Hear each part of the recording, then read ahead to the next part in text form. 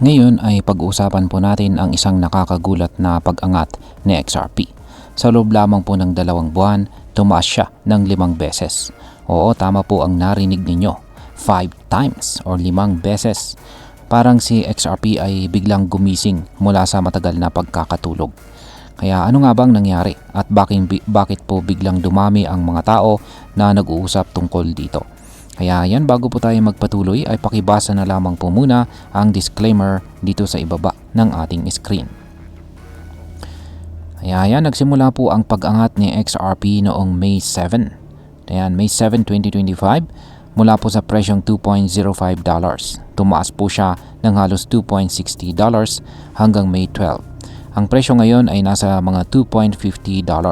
Pero hindi lang ang presyo ang dahilan kung bakit maraming tao ang nakakaramdam ng excitement. Ang mga technical indicators na ginagamit ng mga analyst ay nagbibigay na rin po ng malakas na signal na may malaking potensyal sa XRP. Isa po sa pinakakapansin-pansin na indicator na ginagamit ay ang MACD or Moving Average Convergence Divergence. Nung May, yan, unang bahagi po ng May, yan, ngayong buwan po yan, ay biglang umabot po ang MACD histogram na XRP sa green. Ibig sabihin ay may signal na pwedeng tumaas po ang presyo. Ayan. Kung hindi pa kayo pamilyar sa MACD, ito ay isang indicator na ginagamit para makita kung ang trend ng isang asset ay magpapatuloy or magbabago. Pero ito ay tumama sa green, ibig sabihin ay malaki ang posibilidad na magpatuloy po ang bullish o pataas na trend. Pangalawa ay meron po tayong tinatawag na stochastic RSI. Ayan. Or Relative Strength Index. Ganito naman ang indicator na ito. Tumutok ito sa overbought at saka oversold levels. Kapag ang stochastic RSI ay tumawid sa value na 80 or higit pa, ibig sabihin nito ay nasa overbought zone na ang asset. Tumataas ang posibilidad na magpatuloy po ang bullish trend. Parehong signals mula po sa MACD at saka stochastic RSI ang nakita ng analyst na si JD. Yan, kung titingnan po natin ang chart dito na kanyang ginawa, makikita natin na may parallel na pattern ito. Ito po ay nangyari noong mga late 2024 kung saan ay biglang tumaas si XRP mula sa presyong 0.50 hanggang $3.30 sa loob lamang ng 2 buwan. Ngayon is pag-usapan po natin ng mas malinaw ang MACD at saka stochastic RSI.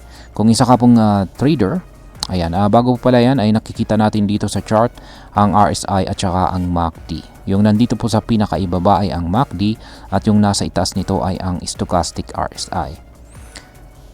Ayan. Ang MACD at saka stochastic RSI ay nagsisilbi po itong signals para sa mga traders kung kailan po sila magbabayad, magkakaroon ng pansin at kung kailan ang tamang panahon para bumili or magbenta ng XRP. Yan, sa sitwasyon ngayon ay nagpapakita po ang mga indicators na malaki ang posibilidad na magpatuloy po ang pag-akyat ni XRP. Kaya maraming traders po ang nagiging interesado ngayon sa kanya. Pwede po nating isipin na ang MACD at saka ang stochastic RSI ay parang mga sentry na nagbabantay sa trend ng presyo. Kapag nagsanib po sila para magbigay ng signals, parang may malinaw po na green light na nagsasabing go at dumaan na ang momentum para sa asset na ito.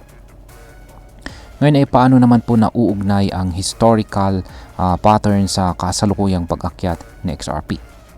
Kung babalikan po natin ang nangyari kay XRP noong huling bahagi ng taong 2024, makikita natin ang isang magkatulad na pattern sa kasalukuyang price action. Ibig sabihin ay matagal na hindi gumagalaw ang presyo ni XRP. Tapos biglang sumabog ang kanyang presyo. Noong taong 2024, tumaas po si XRP mula sa presyong 0.50 hanggang $3.3. Ngayon, ang analyst na si JD ay naniniwala na pwedeng mangyari ulit ang parehong pattern na ito. Kung susundan natin ang trend, ang pagtaas po ni XRP mula sa $2.49 ay posibleng magdala sa kanya hanggang sa $12.50. na 5 beses na mas mataas sa kasalukuyang presyo. Kahit na may mga panganib tulad po ng biglaang pagbagsak ng presyo, ang historical na pattern ay nagpapakita po ng malaking posibilidad ng tagumpay para kay XRP. Ngayon is ano naman po ang mga panganib at paano po mag-ingat sa pag-trade kay XRP. Kahit na may mga bullish signal, may mga risk pa rin na dapat po tayong pagtuunan ng pansin.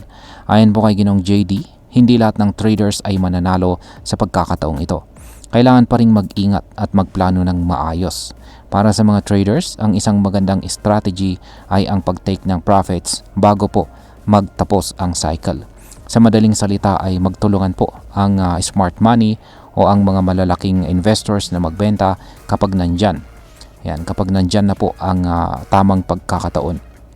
Kailangan po nating maging maingat at huwag po tayong umasa na magpapatuloy ang mataas na presyo ng walang katapusan. Isa pang dapat po nating bantayan dito ay ang sentiment ng mainstream media. Si Ginoong Jim Cramer, isa po siyang kilalang media personality sa US, ay isang halimbawa ng contrarian indicator. Ibig sabihin ay kapag siya ay nagsabi ng buy, baka ito na ang tamang panahon para magbenta. Kaya dapat maging mapanuri po tayo at hindi lang basta magpadala sa mga sikat na opinyon. Ngayon ay pag-usapan na po natin ang posibleng maging epekto nito para sa atin bilang mga Pinoy crypto traders at investors ni XRP. Para sa atin, bilang mga Pinoy na interesado rito kay XRP, ang pagkakaroon po ng ganitong technical signals ay may malaking epekto. Kung patuloy po ang bullish momentum ng XRP, maraming mga Pinoy traders ang maghahanap ng pagkakataon na bumili. Ang mga signals mula po sa MACD at saka Stochastic RSI ay nagiging dahilan para mas maging confident po tayo sa ating mga desisyon. Ngunit, tandaan natin na laging may risk sa crypto market. Kaya kahit na may mga signals na nagpapakita ng pagtaas, ang volatility po ng market ay hindi natin dapat ipagsawalang bahala. Bilang panghuli, ang masasabi ko naman tungkol dito ay para sa akin, habang exciting po ang mga technical signals na ito, ay huwag po tayong magpadalos-dalos. Kailangan natin na magplano at maging handa sa mga posibleng pagbaba ng presyo. Sa XRP ay may malakas po na fundamentals, pero ang market ay mabilis pong magbago. Bilang mga Pinoy traders, mahalaga na maging updated po tayo at matuto mula sa mga nangyayari sa ibang bansa. Pero magbantay pa rin po tayo sa mga lokal na kondisyon ng market. Ang mga bullish signals ay magandang opportunity, pero laging may kaakibat na panganib. Hanggang dito na lamang po tayo sa video na ito mga ka-crypto. Marami pong salamat sa panonood. Ingat po tayo lagi at God bless po sa ating lahat.